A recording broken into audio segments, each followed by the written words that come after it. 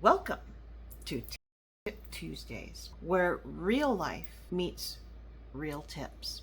I'm a child, plus I'm a licensed cosmetologist, I'm a military wife, I'm a homeschooling mom, I care for my mom who has dementia, a type 1 diabetic who has more times than I can count, both CONUS and overseas. I've walked through deployments, infertility, brain healing, and raising our miracle baby at 40. I will drop practical, faithful, funny, real life tested tips to help women thrive through hair care, beauty tips, homeschooling, parenting hacks, military life and survival, self-care and elder care, and health and healing and finding the joy in chaos. I hope you choose to join me. This Tip Tuesday, I am talking about 5 ways. Right now, a lot of you who are this year are in the heat of it. It is July. Usually you want to get where you're going and settled by August, because they tend to do the PCS over school break, even though it doesn't really matter when you homeschool, but that's when they tend to do it. I know a lot of you are in that chaos right now, and I wanted to give you 5 ways to get your family excited for your move. For those of you that aren't in the military, it stands for permanent change of station. If you're not in the military, that doesn't mean you can't use these tips. These tips can come in handy if you and your family are moving somewhere else. Let's get on with the tips. I got my sheet of paper here. I'm going to grab it. Got my notes to help. You say to your family, "We're moving!" Cue the tears, the resistance, and sudden emotional attachment to that Dollar Tree toy that just broke, or the McDonald's freebie that just broke. Here's how to turn your PCS move into something your crew actually looks forward to, or at least doesn't sob about every night after dinner. I managed to do this with our son.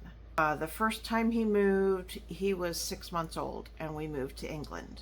So after that move, he adjusted fairly well to the time change and all that stuff, and he was a baby. Babies are extremely adaptable. But I learned over the years, as he got older and older, the last time we moved with him, he was a preteen. Since then, we've had small moves, but nothing major.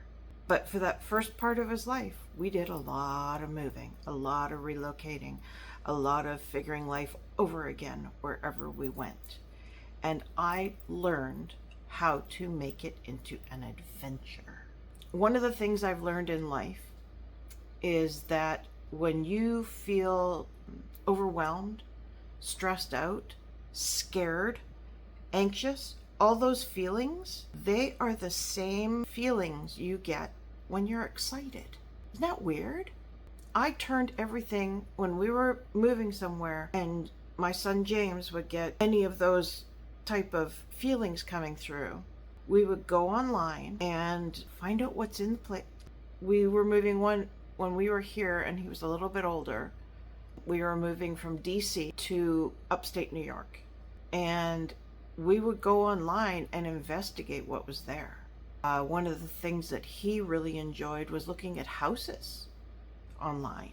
You don't know until you're actually going through the moving process of trying to help your kid figure out. And at that point, we were homeschooling, and I would just go down any funnel of his interest. So right then, it was all about Lightning McQueen and Harry Potter. Those were his things. So we always involved both of those in what we were figuring out. Sometimes it was hard, but a lot of times it was fun, especially for him. So number 1 tip is to give your kids a moving mission. Now, for my son, that was what worked for him. Was when he was feeling that stressful time, I'd tell him, what can we search for next in upstate New York on the internet? What are you interested in? So he would think of that while he was packing his stuff in boxes, or like he just had to pack his bedroom basically. And I kind of oversaw. So we also let him be part of the planning. So when I was at that point, this was, I don't know what number move this was. There were a lot ahead of it, but I'd learned a lot. And I was labeling all my boxes appropriately. I was very strategic in how I packed things. And that helps. It really does. And he was helping me with that. So I made him a job. I had different colored labels for boxes that I can't remember what we did. Let's say the kitchen was green and the front room was blue and the bathrooms were pink, or those kind of things. James's room at the time, his favorite color was red, so all of his stickers were red if they belonged in his room. And then I would write on the outside of the boxes special things that were in that box. But we had these fairly big colored sticky notes to put on, and then I taped down the sticky note to number 1, keep it there, number 2, make it waterproof.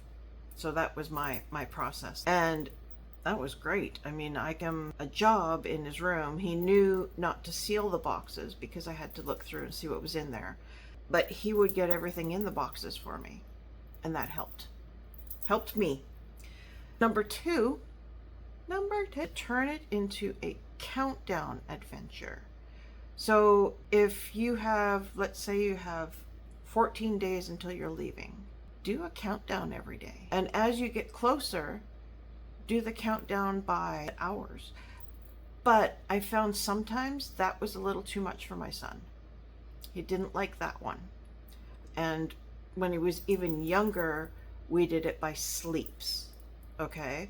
So 5 more sleeps and we're going. We got a plane ride, or we're driving, or whatever. So I never did this. We did a dry erase board, but I've heard of making paper chains. Make a paper chain, and each day they can pull off one of the chain and see how many are left. You can also put special incentives on there, that kind of stuff. So, and this is something that we did.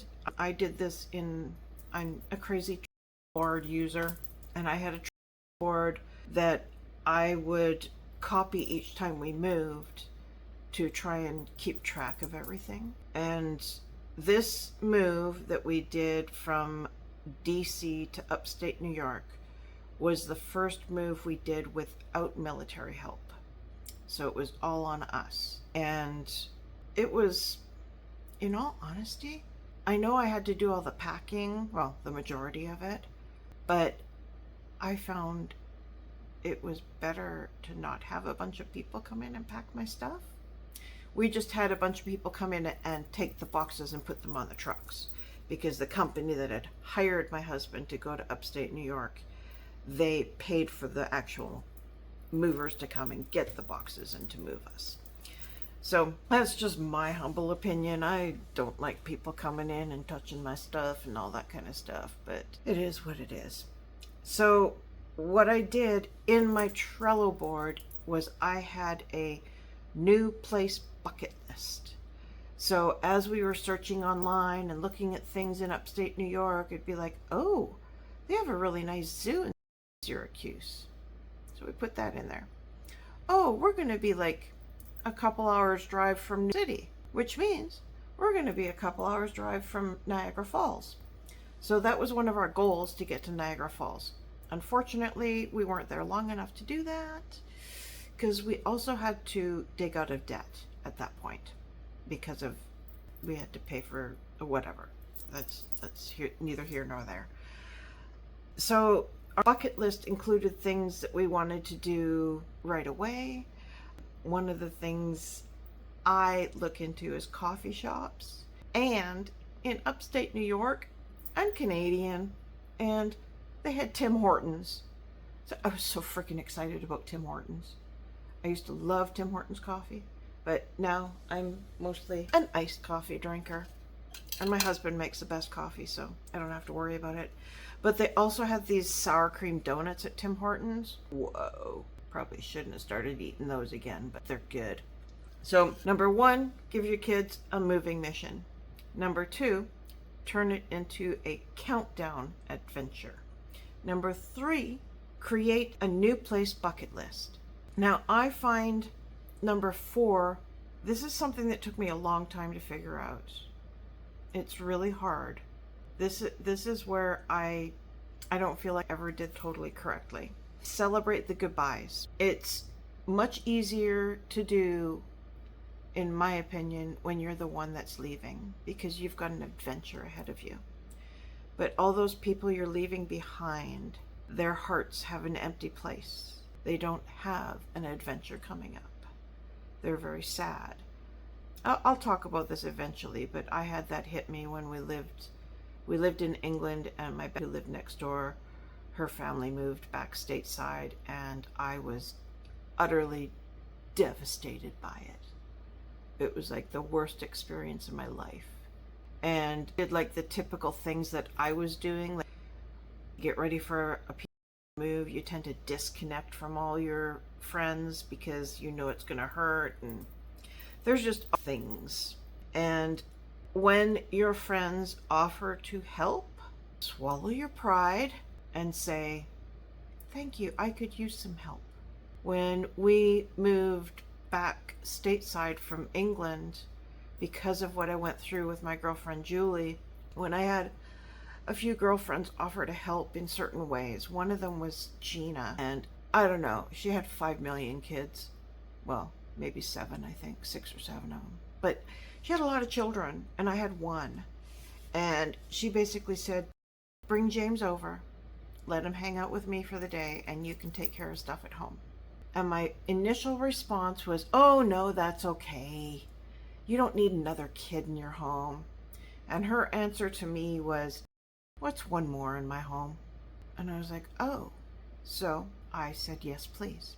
And that was a very productive day for me in the home. At that point, I was both doing cleanup and finalizing packing prior to the movers coming. Like they come and pack you out and put your stuff on these big containers to go overseas. But that was a relief for me. And then after that, when I had girlfriends that invited me over and stuff like that, I used to pull away and say, oh no, I've got to do this, I've got to do that. But I decided not to do that on that move. And it made a huge shift in my brain. And my main reason for doing that is because James at that point was 3 years old, and I wanted him to spend time with his friends too. So that was a celebrate the goodbyes is huge. It takes a lot of effort on your part, Mom. A lot. Because we think if we pull away and hide, it's going to be better. And honestly, it isn't. So take number 4 and take it to heart. Number 5, hype it up with faith and fun. Now, I don't know about you, but I'm a child of God. I follow Jesus Christ, and I try to involve God in as much as I can in my life. And I try to talk to him all the time. Sometimes he probably gets tired of me, but I don't care. So you need to remind your family and yourself, remind yourself that God is going before you. And if you're unsure of that, start asking him to. God, can you please prepare a way for us when we get there? Now, I'm going to tell you a story. When we were moving from DC to upstate New York, DC was also the beginning of our foster parenting journey. And I had to say goodbye to a foster daughter there. So that was really, oh my gosh, that was extremely difficult. She was a teenager. I also learned at that point that when I do foster care, that the foster child should not be older than my child, because it kind of invited a lot of things into his life shouldn't have been in his life. But when we moved to upstate New York, I didn't go through this process of asking God to go ahead of me, asking God to guide us, and I've gotten into the habit now of not asking, thank Him for it. And that seems to, I'm expectant, I guess. I say things like, God, for going ahead and preparing the way. I really appreciate it. Thank you, God, for helping us to make the right decisions and come to you when we need you. Stuff like that. It's just, I don't know. To me, it's God.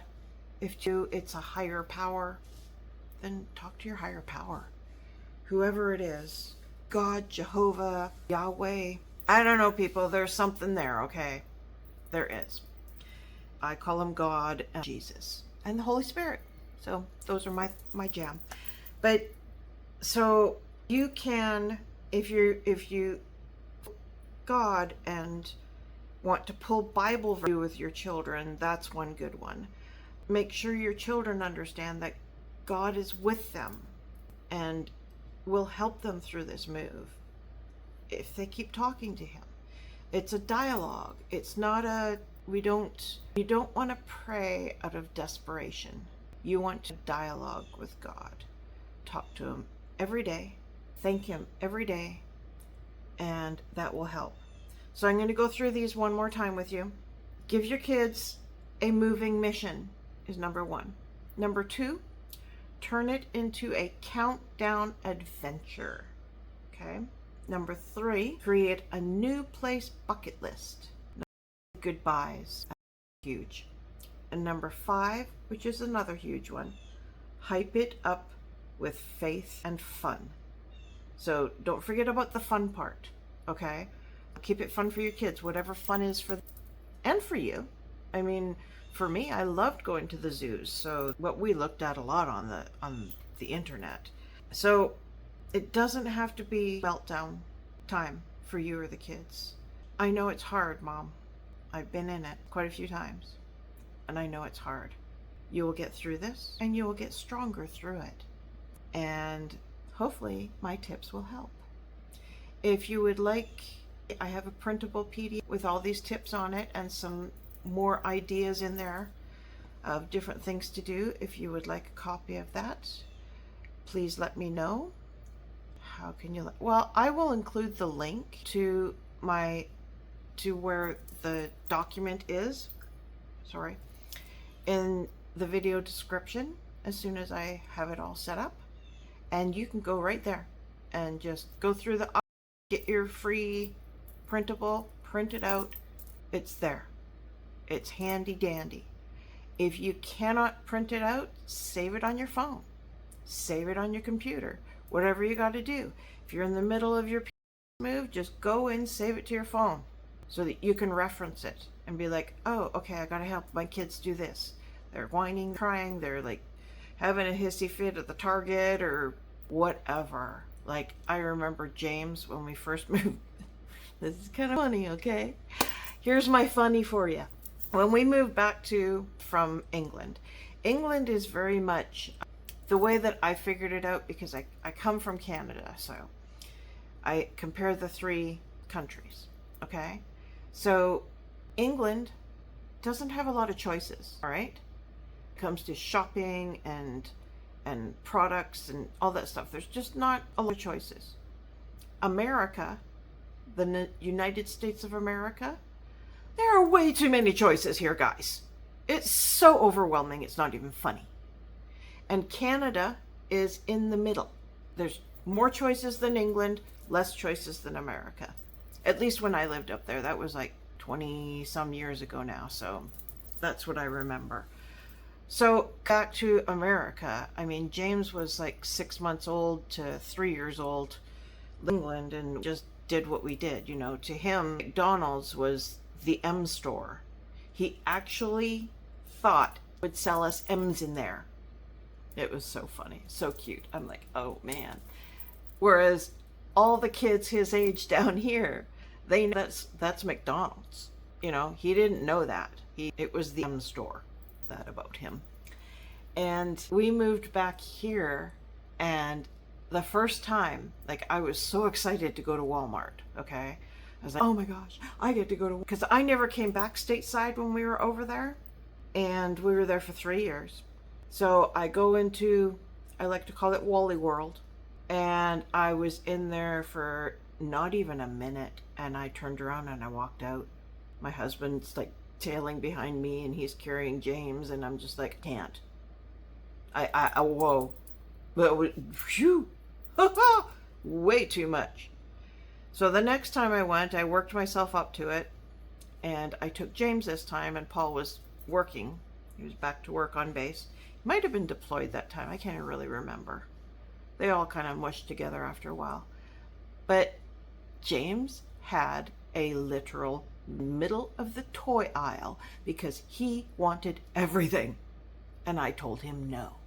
And I had never experienced that with him before. I was just like, whoa, what is this?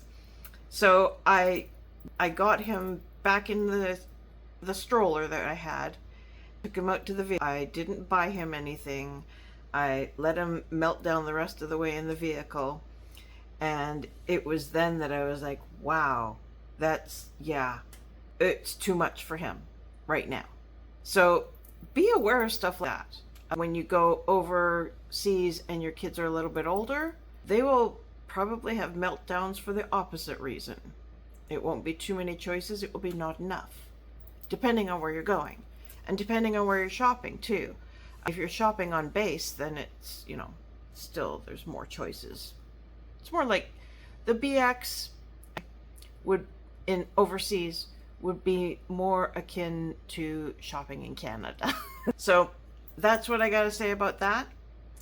I hope you get some value out of this, and I hope to see you in my next Tip Tuesday. Have a great day or evening. Bye.